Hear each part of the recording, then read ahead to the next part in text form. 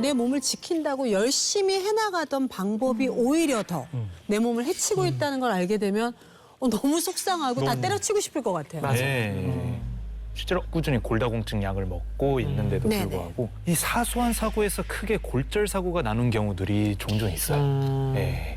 우리의 뼈는 계속해서 낡은 뼈를 없애고 새로운 뼈를 만들어내는 이 리모델링 과정을 반복하면서 뼈가 튼튼하게 유지되는데 그런데 이 골다공증 약은 이 리모델링 과정을 오히려 억제하는 방향으로 작용을 합니다. 그렇죠. 이 뼈를 파괴하는 파골세포의 기능을 떨어뜨리면서 뼈가 급격하게 무너지는 걸 막는 그런 역할을 하거든요. 그래서 뼈 밀도 수치만 보면 좋아진 것처럼 보일 수가 있는 거거든요.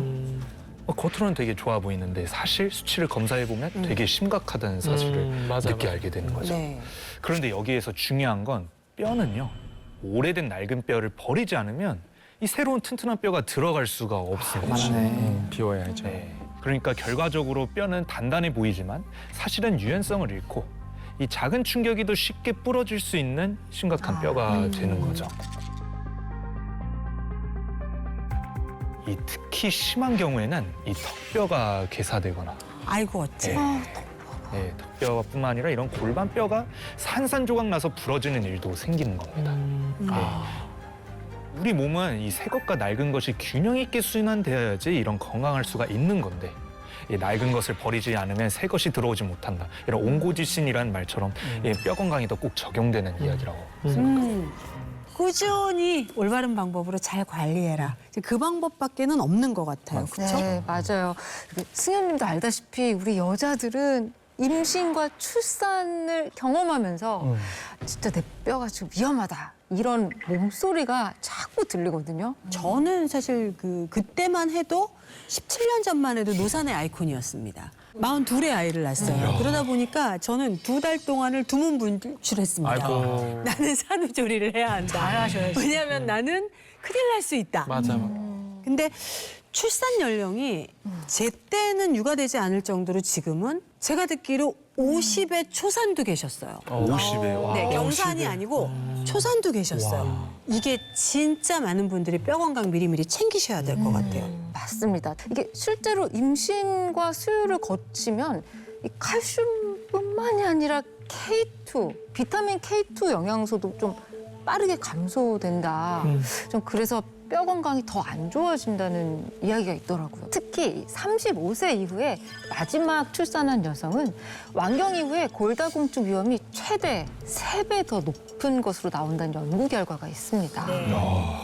진짜 이게 갱년기라든지 완경이 되고 나면은 칼슘이 뼈로 잘 안 가나요? 뭐 때문에 그러죠? 이 칼슘이라는 것은 사실 호르몬의 영향. 또 여성 호르몬인가요? 여성 호르몬이 정말 중요합니다. 이런 호르몬의 영향을 굉장히 많이 받는 영양소가 될 수가 있는데 네. 우리 혈관을 타고 흐르던 이 칼슘이 뼈로 가게끔 역할을 해주는 게 이 여성 호르몬이거든요. 이 갱년기 때 여성 호르몬이 줄면 이 섭취한 칼슘이 뼈에 붙지 않고 오히려 혈관에 붙어버리게 되는 겁니다. 이런 건강보험심사평가원의 발표에 따르면 이런 2017년 골다공증으로 병원을 찾은 환자 가운데 완경이 시작되는 50대 이상의 여성의 환자 비율이 약 94%를 차지하고 있다고 합니다.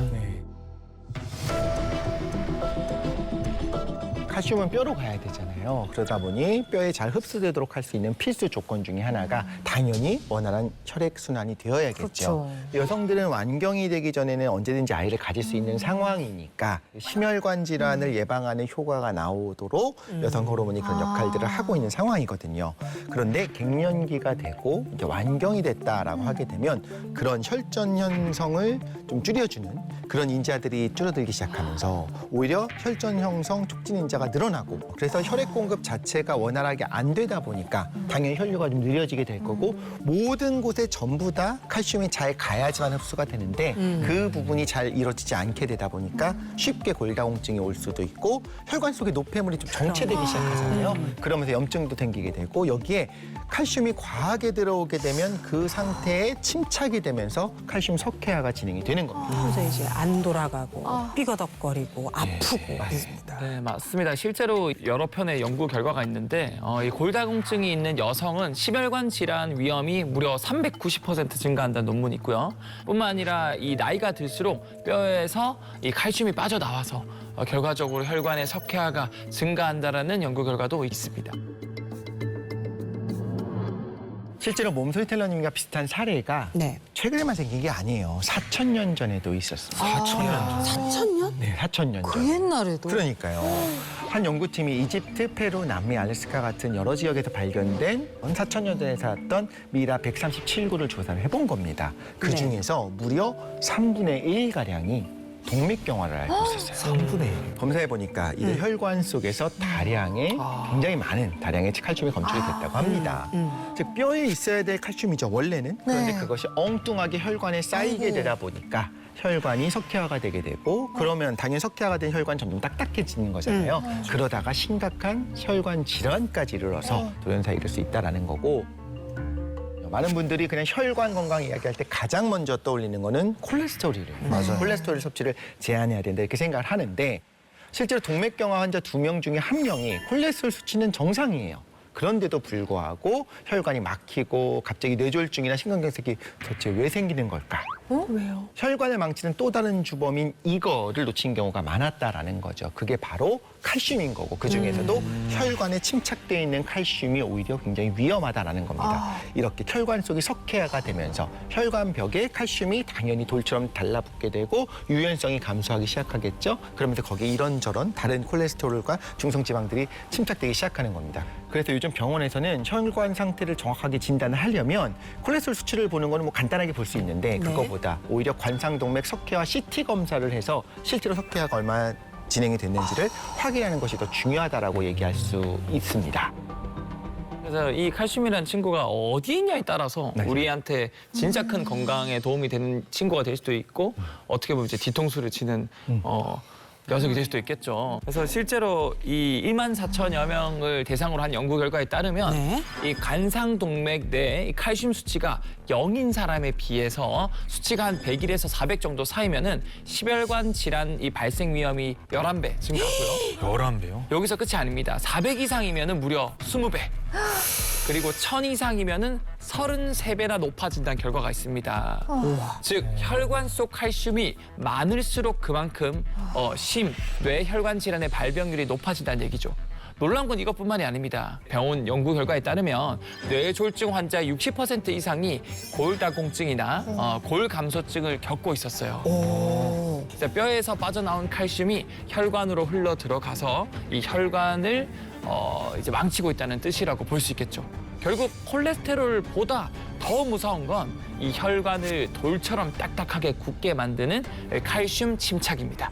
그렇다면 거기서 혈관 석회화가 왜 더 치명적인 분들이나 이런 분들은 진짜 주의를 좀 하셔야 되는데 이런 분들은 어떤 분들이실까요? 아마 이 시술하신 분들은 그런 주의사항을 들으셨을 거예요. 굉장히 중요하기 때문에 그런데 협심증 때문에 스텐트 시술 받으신 분들은 그러네요. 특별히 칼슘이 혈관에 쌓이는 걸 더 조심하셔야 됩니다. 네. 7년 전에 스텐트 시술을 받은 환자의 사례가 하나가 있는데 네. 혈관에 석회화가 생기면서 스텐트가 부분 이제 끊어지게 된 거예요. 아이쿠. 삭으면서. 그래서 이렇게 끊어지면서 생긴 부산물들이 갑자기 확 하고 혈관 안에 들어오게 되잖아요. 네. 그러면서 혈관 내막에 죽상경화증을 유발을 하게 되고 또 석회와 스텐트 재협착까지 생기면서 혈관이 더 좁아지게 되고요. 이러면서 결국에 혈전 때문에 심장마비로 사망했던 사례가 있습니다.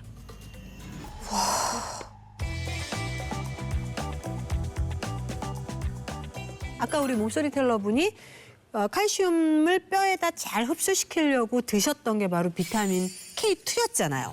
요거 굉장히 옳은 선택이었겠네요. 네, 그럼요. 예를 들어서 독실님이 저녁에 저도 요즘엔 또 야식 많이 먹지 않습니까? 네네. 독실님이나 제가 저녁에 야식을 너무 먹고 싶어서 배달 어플을 켜요.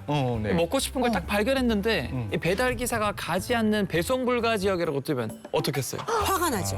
그러면 화가 나죠. 그건 있을 수 없는 다른 일이에요. 앱을 켜봤는데 거기도 안 된다고 하면은 마찬가지로 칼슘은 그냥 먹는다고 해서 자동으로 뼈에 안착되는 게 아닙니다.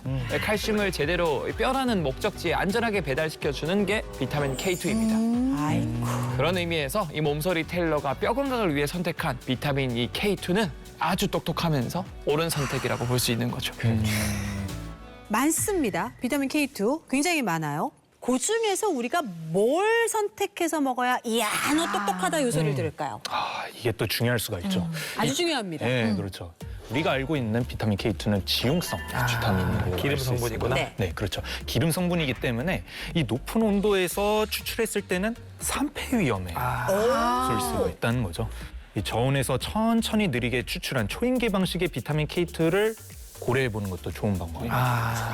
오, 그렇겠네요. 네, 초임계 방식은 낮은 온도에서 추출했기 때문에 영양소 파괴도 최소화가 돼 있지만 네. 또 하나 좋은 점이 추출 과정에서 다른 유기용매를 안 써요. 그래서 아예 잔류하고 있는 그런 용매 이런 것들이 아예 없다고 보시면 됩니다. 좋네요. 그래서 안전성 면에서도 더 안심하고 섭취할 수 있다는 장점이 있고요.